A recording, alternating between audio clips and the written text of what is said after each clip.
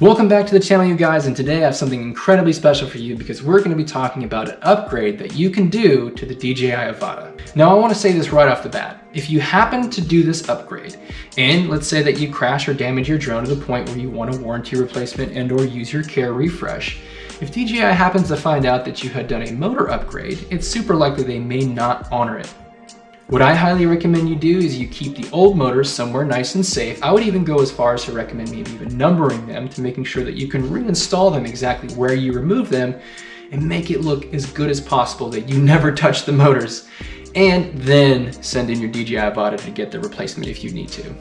The C157 motors are specifically designed to work with the AVATA. They have a particular base that only fits the AVATA.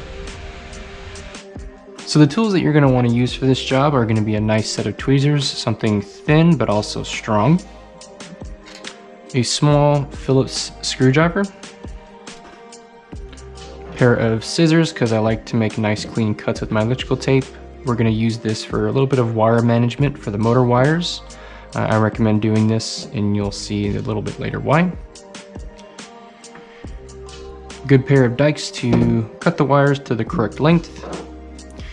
And the most important tool for the majority of this job is going to be a 1.5mm hex driver. I'm not sure why Justin at Drone Camps kept calling this a 2mm. This is in fact a 1.5mm, so you're going to want to make sure you have the right size if you're going to attempt to do this job. If you only have a 2mm, you're not going to be able to remove anything off of this drone. And lastly, of course, a decent solder station. You can use even a good decent soldering iron. I recommend something that gets kind of warm to hot, mostly because the type of solder that they use on the AVATA is like lead-free crappy solder, and it's kind of tough to get off unless you have like an actual decent soldering station or soldering iron to do that. First, start by removing the props.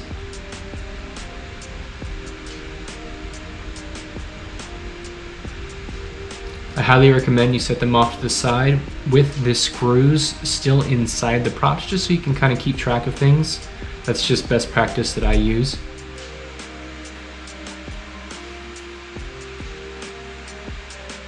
Pay close attention to how the props actually mount on. If you notice, the orange motor is up at the top left. Now let's go ahead and remove the bottom sensor. There's one screw on each side, and it'll come loose, but be careful because there's a ribbon cable underneath. You don't want to tear that. Just go ahead and pop off the ribbon cable. It's quite easy. Just make sure you baby that. You don't want to rip the ribbon cable during this process at all. Let's go ahead and remove the antenna covers. There's one on the left and the right. Once you remove the screws, you're going to want to go ahead and sort of just pry this little plastic part out. I just kind of pull from underneath. It should pop right out. And do the same thing to the right side.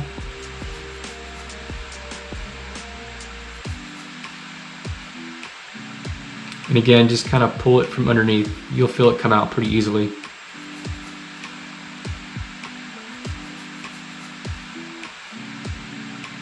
Again, I highly recommend you just keep the screws together. Pay close attention to the screws that you remove and make sure that later on that they go back exactly where you removed them from. We're going to remove the prop guards now, so let's start with these two top screws.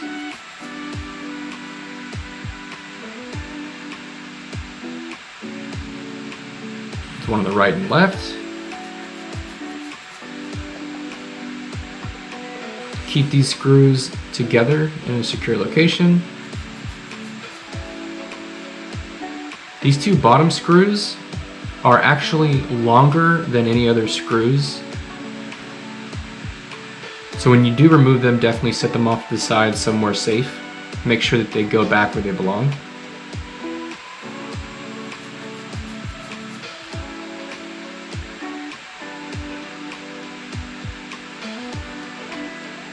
As you can tell, these are two different size screws, so yep, keep them off to the side.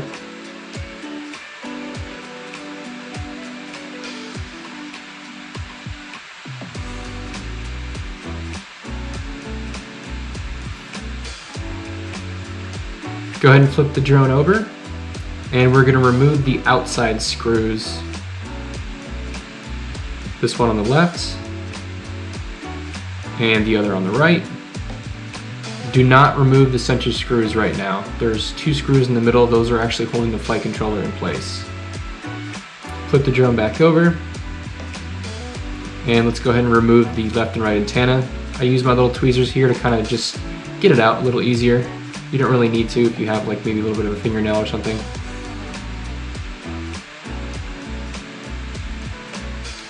Be very gentle, of course, you don't want to break these cables. And then now you can start to kind of wiggle the prop guards off. Just kind of go back and forth, and eventually you'll kind of feel them slide off. Be very mindful that the antennas go through the center hole and you don't want to rip them off. Just like so. And set the prop guards off to the side somewhere nice and safe. Now go ahead and loosen the 2 flight controller screws.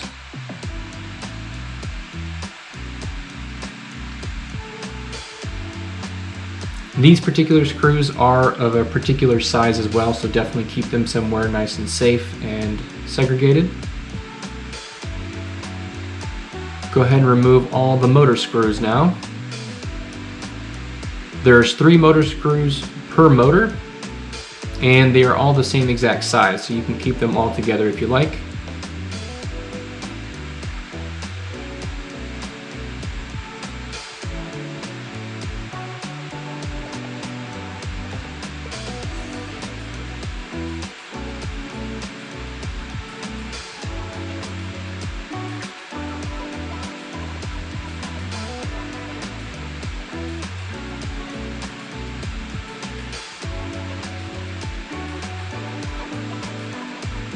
Now grab your Phillips screwdriver. We're going to use this to remove the retaining clips for the VTX cable and the GPS cable. These particular screws are Phillips screws, but they're the longer of the 2 types of Phillips screws. So definitely keep track of these, and you're going to want to make sure that they go back in the retaining clips later. Use some tweezers to kind of help nudge this out a little bit. Makes it a little easier, in my opinion.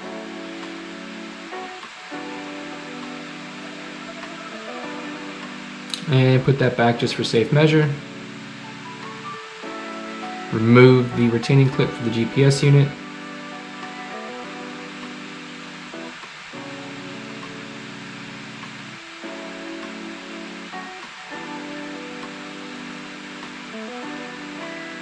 This one is actually easier to just kind of pull off with your fingers. Of course, just be incredibly careful and gentle with these cables. And you should be able to remove the center unit completely away from the main body of the drone. As you can see, there's heatsink paste throughout this build. You definitely want to try not to smudge any of that. And right now we're removing the other Phillips head screws. These are the shorter Phillips head screws that you want to make sure go back here instead of where the retaining clips were.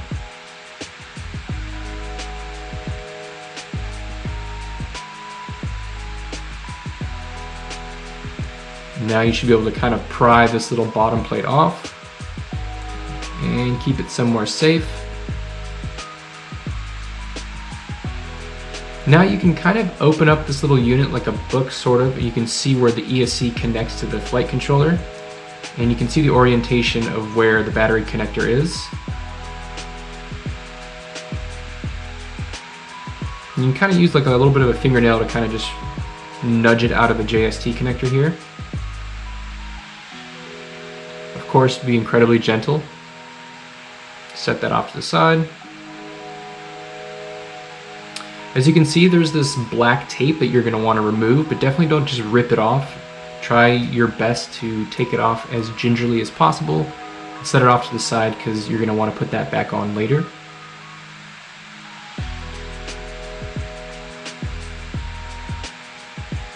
And you can see here that the ESC is basically not really much different from any other ESC. It has 3 pads for each motor, for each of the 3 motor wires.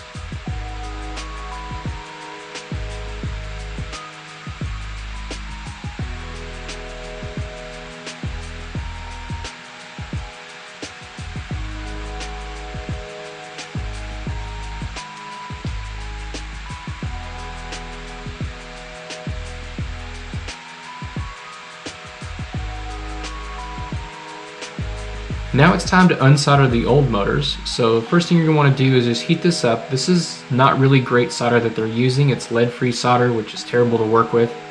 But if you kind of let the weight of the motor kind of let it pop off like this, it's kind of what I've noticed worked the best for me. Heat up that pad and just let the weight and gravity do the work for you.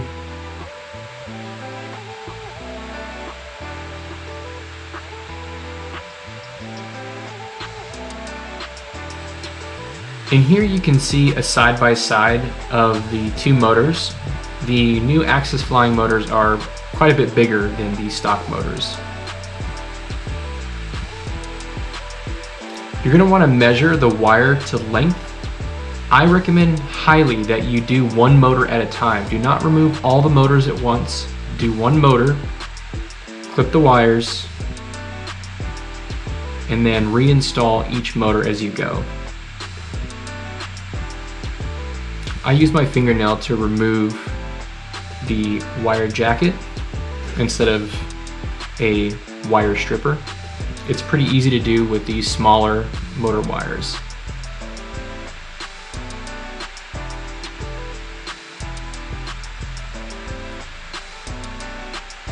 Give it a little twist for good measure, and then we are going to tin up the motor wires.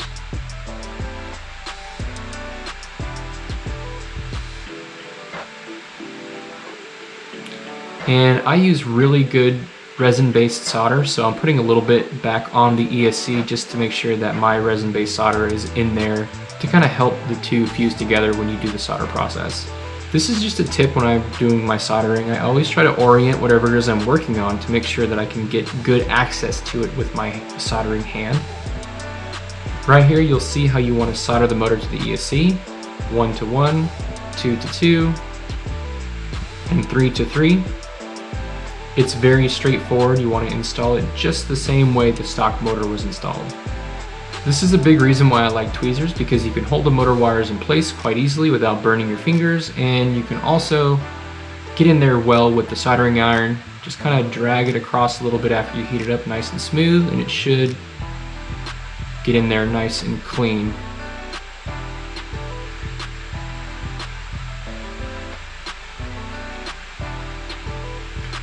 The solder that they use, because it's lead free, is quite dull. So yes, you could remove if you really wanted to and put all new solder on there, but honestly, again, if you do want to do a warranty replacement, just leave the old solder on there. That way they're none the wiser.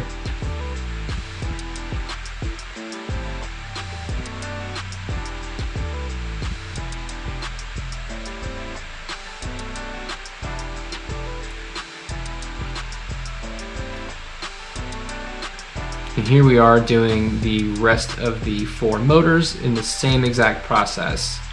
Unsolder one motor, measure the wire out to length, strip off the jacket, tin the wires, and install the motors exactly how I showed you on the first one, all the way around.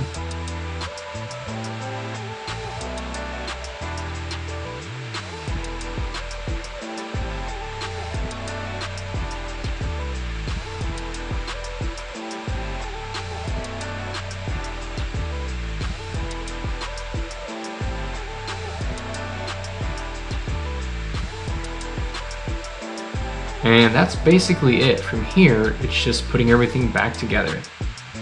So let's put those stickers back on.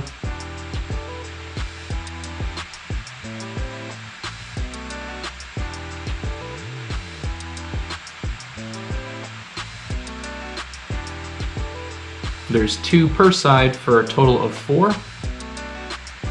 And as a reminder, if you may not already know this, be very mindful of all this thermal paste. It's easiest to just put things back the way they were.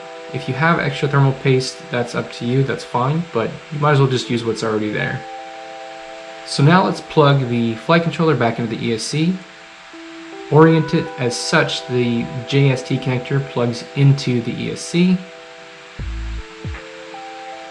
Get the JST lined up first, and then from the back side you can kind of apply a little bit of pressure to sort of shove it in a little bit more so it starts to hold it in place.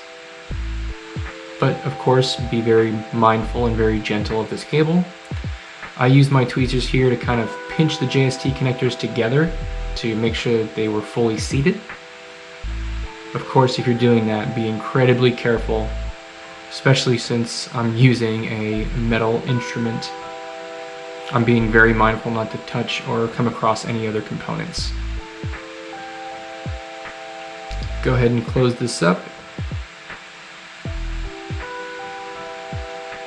You'll feel it kind of fall into place. There's actually a hole here with a little bit of like a piece of plastic that sticks through it that holds it in place, and that's how you know it's in. Notice the way the thermal paste is laid out to get the orientation correctly. That's my best recommendation for this part. You want to make sure it is aligned correctly. Be very mindful of the motor wires that you just recently soldered in. Look all the way around, make sure nothing is getting pinched. Put those smaller Phillips screws back into place here and then screw them down. Remember, do not use the larger ones.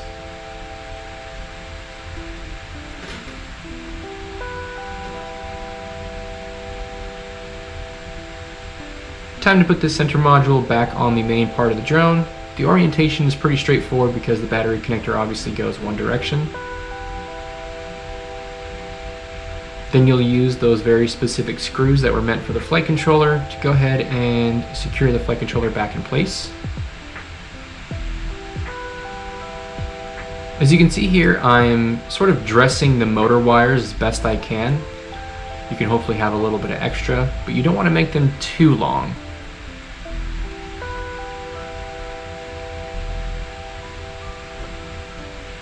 Go all the way around, reinstalling all the motor mount screws and dressing all the wires as best as you can. Again, it's really important that you get that perfect measurement with the wires, or else this is going to be kind of messy. You can sort of fix this issue if yours happens to be messy by sort of twisting the wires if you like. I recommend trying to get them as flat as possible, which is why you want to try to cut them a good proper size.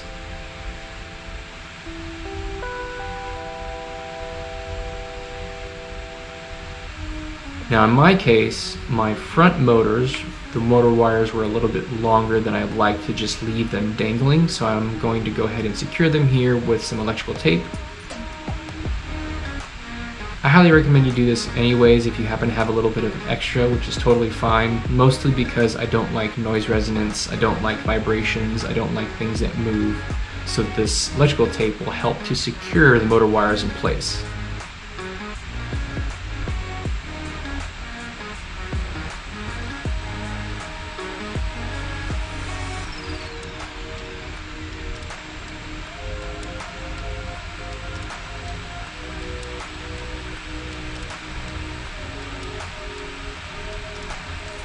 And as you can see, it really doesn't look too bad. It's even hardly noticeable.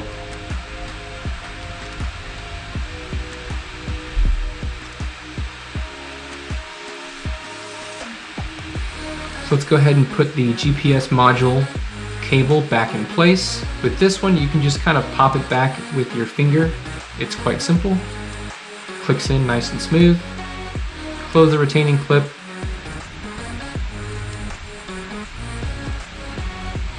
And again, here you're going to want to use the longer of the Phillips screws.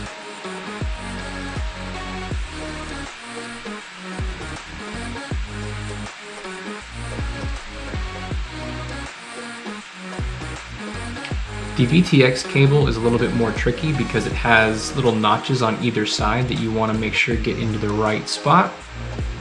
So go ahead and clip that in. Using your finger should be plenty of pressure. If you've ever installed a camera cable on a Vista, it's almost the exact same.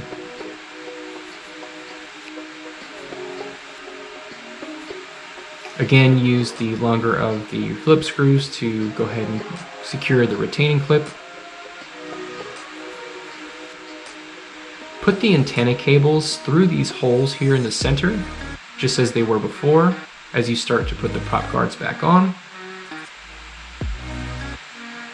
And just kind of wiggle the prop guards back and forth so they'll set down into place. You'll kind of feel them sort of slide back down and snap into place eventually. It's hard to mess up this orientation because the SD card slot is in one spot and it only goes back in that spot. So if you need to figure out that orientation, use the SD card slot as your reference. Make sure you're not pinching any wires or anything as you're starting to kind of put the prop guards all the way into place.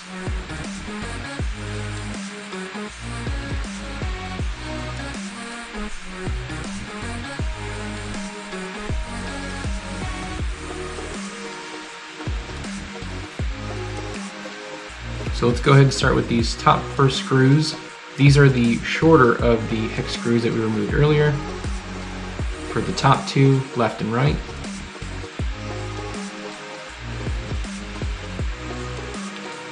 And for the bottom, these were the longer ones that we removed, so left and right here.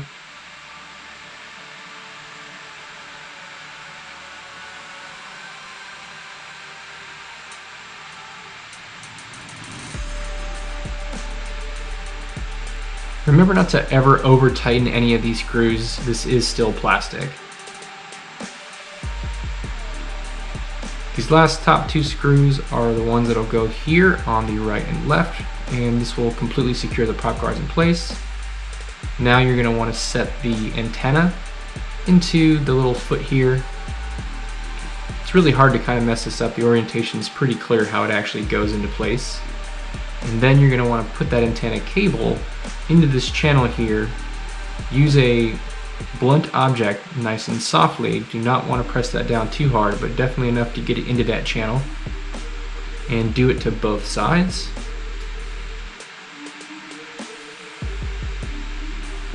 Again, using the tool to kind of get it into the channel, and you can also just sort of use your finger or fingernail as well to kind of finish it off.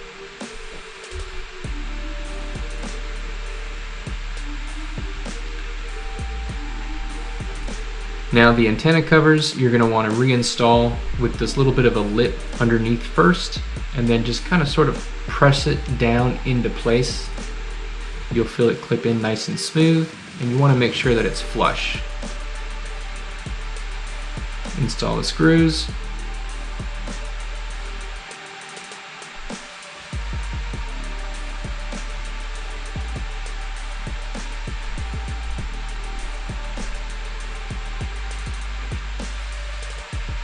If you were like me and put the screws back in the holes just for security, then I would remove those before you put this cover into place, because it'll make it very difficult if the screws are in the holes. So set it down in, and again, it should snap right in and be flush, and then put the screws in the holes and screw it down.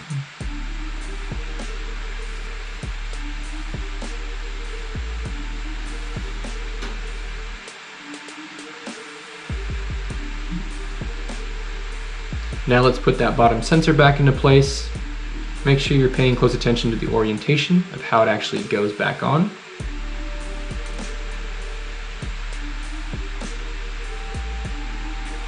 Grab this ribbon cable and make sure you're, of course, very careful. Go ahead and put that connector back into the slot and give it a nice little firm press. You'll feel it clip into place pretty easily. Be very cautious of this ribbon cable. Do not pinch that.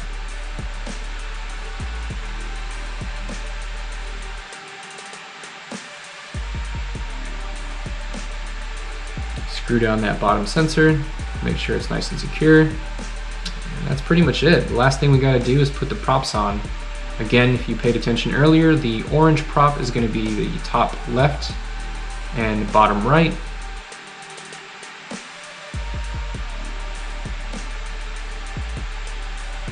And that's, of course, if you're looking at the drone in this particular orientation with the camera up top.